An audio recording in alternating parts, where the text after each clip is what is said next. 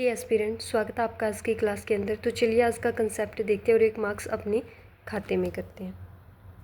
तो जैसा कि आपको पता है हम क्या है मॉलिक्यूल की ज्योमेट्री और शेप डिस्कस कर रहे थे और आज इसके अंदर हम डिस्कस करेंगे AB5 टाइप का मॉलिक्यूल, जिसके अंदर क्या है ए आपका सेंट्रल एटम और उसके साथ 5 साइड एटम लगे हो। तो इसकी अगर हम जनरल ज्योमेट्री की बात करें, जनरल अरेंजमेंट की बात करें, तो क्या होगा, सेंट्रल एटम और इसके साथ इसके 5 सब्सटीट्यूट इस तरह से अटैच होंगे। ठीक है, इसमें क्या आपके पास एक ट्रायंगल बन रहा है, ये एक ट्रायंगल बन रहा है और दो ऐसे क्या है पिरामिड की तरह लगे हुए। तो इस ज्योमेट्री का नाम क्या होता है, जिसमें आपके 5 साइड एटम लगे हो, उसे बोलते हैं हम ट्राइगोनल बाई का मतलब दो पिरामिड की तरह लगे है, बाई पिरामिडल।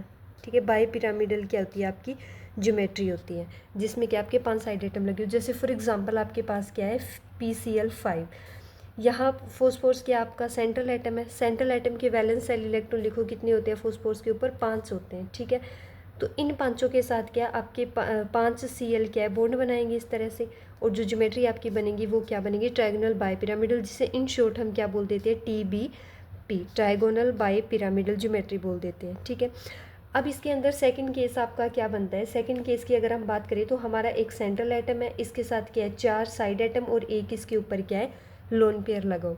तो उस केस के अंदर आपकी ज्योमेट्री तो क्या रहेगी, TBP, क्योंकि ज्योमेट्री तो सेम रहती है, TBP trigonal bi pyramidal geometry लगी। लेकिन इस केस के अंदर जो आपकी शेप बनेगी वो कैसे बनेगी, देखो ये आपका सेंट्रल एटम है, इसके साथ क्या है 4 आपके साइड एटम लगे हैं, जैसे B, 4 साइड सब्सटीट्यूट्स लगे हैं और दो क्या है एक क्या है इसके ऊपर लोन पेयर को इस तरह से यहाँ अटैच करना है।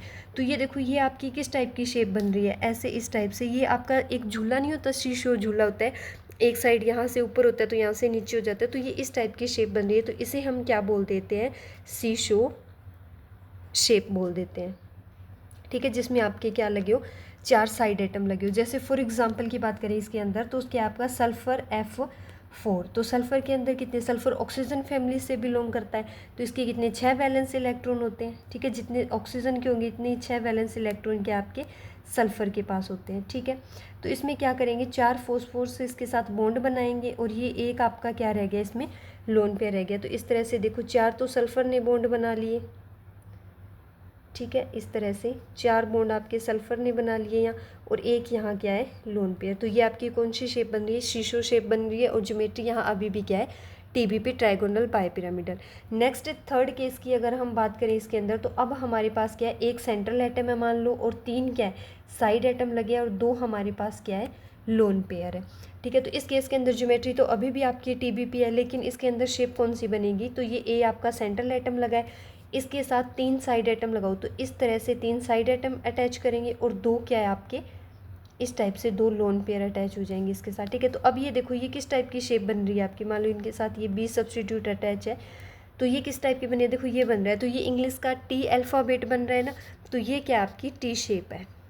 ठीक है, अब इसके अंदर आपका क्वेश्चन बन सकता है कि लोन पेयर को हम इस तरह से भी तो लगा सकते थे कि इनके बीच मैक्सिमम डिस्टेंस है, यहाँ लोन पेयर आ जाते हैं और इस टाइप से ये शेप बन जाती है, और कौन सी आपकी ट्रायगोनल प्लेनर शेप बन जाती है। लेकिन इसमें ये अरेंजमेंट नहीं होता है, ट्रायगोनल प्लेनर शेप यहाँ नहीं बनती है। क्यों नहीं बनती है, क्योंकि यहाँ एक रूल होता है कि इस जो ये वाली पोजीशन है ना आपकी, ये वाली पोजीशन, इसे बोलते हैं हम एपिकल पोजीशन। और रूल क्या है कि आपकी जो ये एपिकल पोजीशन है ना, इस पे आपके क्या है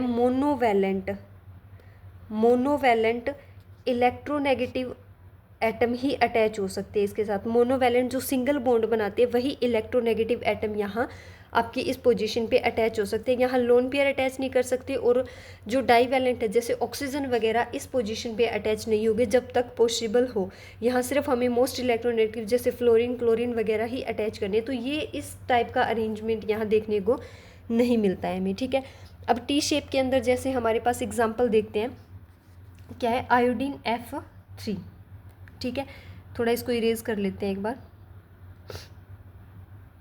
आयोडीन F3। अब आयोडीन क्या है हमारा सेंट्रल एटम है, और इसके अंदर कितने लोन पेयर कितने सेंट्रल एटम के अंदर वैलेंस इलेक्ट्रॉन होते हैं आपके आयोडीन के अंदर, 7 होते हैं। ठीक है, तो लिखो यहाँ आयोडीन लगाया हमने, इसके साथ वैलेंस इलेक्ट्रॉन लिखो 2 4 6 और 1 7। ठीक है, 3 फ्लोरीन है तो 3 बॉन्ड बनाएगा फ्लोरीन। अब क्या ये देखो, एक लोन पेयर ये और एक लोन पेयर ये, तो 2 हमारे पास यहाँ क्या रह गए, लोन पेयर रह गए। तो इसी तरह से इसको अटैच करेंगे, फ्लोरीन फ्लोरीन और फ्लोरीन, और 2 यहाँ क्या है, लोन पेयर अटैच होंगी इस तरह से।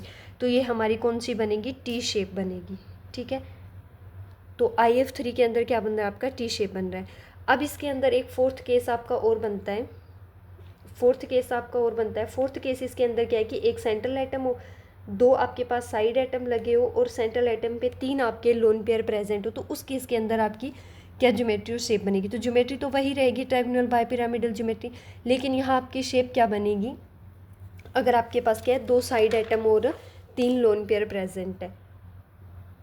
तो अब देखो अरेंजमेंट इस तरह से करोगे। अब देखो 2 ही साइड एटम है, तो साइड एटम को मैक्स यहाँ ही आएंगे साइड एटम, क्योंकि लोन पेयर तो एपिकल पोजीशन पे आ नहीं सकते, तो यहाँ हम क्या है, साइड एटम की अरेंजमेंट करेंगे। अब लोन पेयर को क्या है, इस तरह से अरेंज कर देंगे। ये भी यहाँ क्या आपका लोन पेयर है। तो शेप के अंदर लोन पेयर को तो काउंट ही नहीं करते, सिर्फ हमारे क्या है, बॉन्ड वाले देखेंगे। तो यहाँ ये कौन सी शेप बन रही है, इस तरह से लीनियर। तो यहाँ कौन सी शेप बनेगी आपकी, लीनियर शेप बनेगी। ठीक है, इसके अंदर जैसे एग्जाम्पल देखते हैं आप, जिनोन F2। ठीक है, जिनोन हमारा लास्ट 18 ग्रुप है, न्यू गैसेज है, इनर्ट गैस, तो इसके क्या 8 इलेक्ट्रॉन होते हैं वैलेंस सेल के अंदर। तो लिखो 2 4 6 और 8। ठीक है, इसमें से 2 के साथ तो फ्लोरीन क्या है, बॉन्ड बनाएगा। बाकी कितने रह गए, देखो 1 2 और 2 ये वाले, तो 3 लोन पेयर प्रेजेंट है इसके ऊपर। तो अरेंजमेंट करो इनकी, फ्लोरीन और 3 लोन पेयर को इस तरह से अरेंज करेंगे। ठीक है, तो इसके अंदर आपकी शेप कौन सी बन रही है, लीनियर। ज्योमेट्री अभी भी ट्रायंगुलर बायपिरामिडल है, लेकिन शेप कौन सी बन रही है, लीनियर। इतने ही केस बनेंगे इसके अंदर। अब ये नहीं हो सकता कि हम एक सेंट्रल एटम ले लें और एक साइड एटम से कोई भी शेप यहाँ नहीं बनेगी। ठीक है, तो लास्ट केस यही बनता है कि 2 साइड एटम आपके कम से कम सेंट्रल एटम के साथ लगे हों। ठीक है, अब इसके अंदर एक बात और आती है कि हमारे पास क्या था, स्टार्टिंग में एक सेंट्रल एटम था और 5 क्या थे, साइड एटम थे।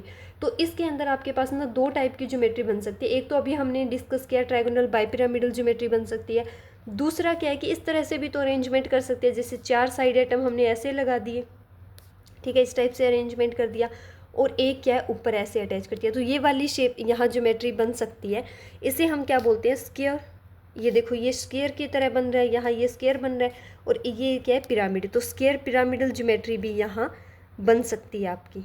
ठीक है, जहाँ आपके 5 साइड एटम लगे हो वहाँ स्क्वायर पिरामिडल ज्योमेट्री भी बन सकती है, और TBP ज्योमेट्री भी बन सकती है। तो अब कौन कौन से मॉलिक्यूल है जो स्क्वायर पिरामिडल ज्योमेट्री दिखाएंगे, और कौन से मॉलिक्यूल है जो आपकी TBP ज्योमेट्री दिखाएंगे, एक बार वो डिस्कस कर लेते हैं। ठीक है, तो देखो एक साइड लिख रही हूँ, यहाँ आपकी कौन से मॉलिक्यूल है कि TBP ज्योमेट्री दिखाएंगे। ठीक है, TBP, और कौन से मॉलिक्यूल है कि आपकी स्क्वायर पिरामिडल ज्योमेट्री दिखाएंगे। ठीक है, सबसे फर्स्ट केस इसके अंदर क्या बनता है कि आपके पास क्या हो कि मान लो आपके पास जो सेंट्रल एटम है वो तो स्मॉल है, कि सेंट्रल एटम स्मॉल है, और जो साइड एटम लगा है आपके इस पे, जो 5 हमने साइड एटम लगा रखे हैं वो क्या है, लार्ज है। अगर आपका सेंट्रल एटम स्मॉल और साइड एटम लार्ज है, तो उस केस के अंदर आपकी TBP ज्योमेट्री बनेगी। जैसे फॉर एग्जांपल क्या, आपने फॉस्फोरस PH5, ये क्या आपका फिनोल, कि 5 फॉस्फोरस के साथ 5 फिनोल ऐड करके, तो फिनोल एक बड़ा एटम है, बड़ा ग्रुप है। ठीक है, तो साइड एटम क्या है, यहाँ लार्ज हो गया, और सेंट्रल एटम क्या है, अभी भी स्मॉल है, तो यहाँ आपका क्या बनेगा, TBP ज्योमेट्री बनेगी। अब अगर क्या हो कि आपका सेंट्रल एटम जो है वो भी लार्ज है, ठीक है, और जो साइड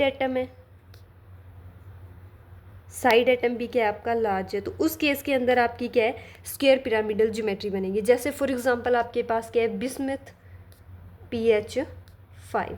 बिस्मथ क्या है, बिल्कुल लास्ट वाले ग्रुप का एलिमेंट है, पीरियड का एलिमेंट है। ठीक है, तो ये क्या है, बिस्मथ P5 क्या है, यहाँ बिस्मथ जो सेंट्रल एटम है वो भी लार्ज है, और आपका जो साइड एटम लगा हुआ है फिनोल ग्रुप वो भी लार्ज है। तो जब सेंट्रल एटम और साइड ग्रुप दोनों लार्ज है, तो उस केस के अंदर आपकी क्या है, स्क्वायर पिरामिडल ज्योमेट्री बनती है। अब एक इसके अंदर थर्ड केस और बनता है कि जब आपका सेंट्रल एटम भी स्मॉल हो,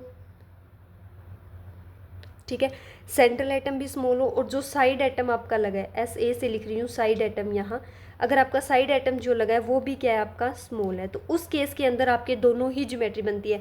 ये टीबीपी भी शो कर सकता है और स्क्वायर पिरामिडल भी शो कर सकता है। अगर इस टाइप का आपको मॉलिक्यूल दे रखा है जिसमें दोनों स्मॉल है, सेंट्रल एटम और साइड एटम, तो ऑप्शन में या तो टीबीपी आएगा या क्या आएगा, स्क्वायर पिरामिडल आएगा। लेकिन ध्यान रखना, इनके केस में दोनों ऑप्शन कई बार देखने को मिल सकते हैं, तो वहाँ आपको थोड़ा स्मार्टली चूज़ करना होगा कि अगर सेंट्रल एटम स्मॉल है और साइड एटम लार्ज है तो आप टीबीपी चूज़ करोगे। अगर सेंट्रल एटम लार्ज और साइड एटम भी लार्ज है तो उस केस के अंदर आप स्क्वायर पिरामिडल को चूज़ करोगे। ठीक है, तो ये थोड़ा ध्यान रखना है। इसके अंदर आपकी दोनों टाइप की ज्योमेट्री बन सकती है, AB5 कि जहाँ आपके 5 क्या है साइड एटम लगे हो। तो ये था आज का हमारा छोटा सा कंसेप्ट। होप शो की क्लियर हो गया होगा।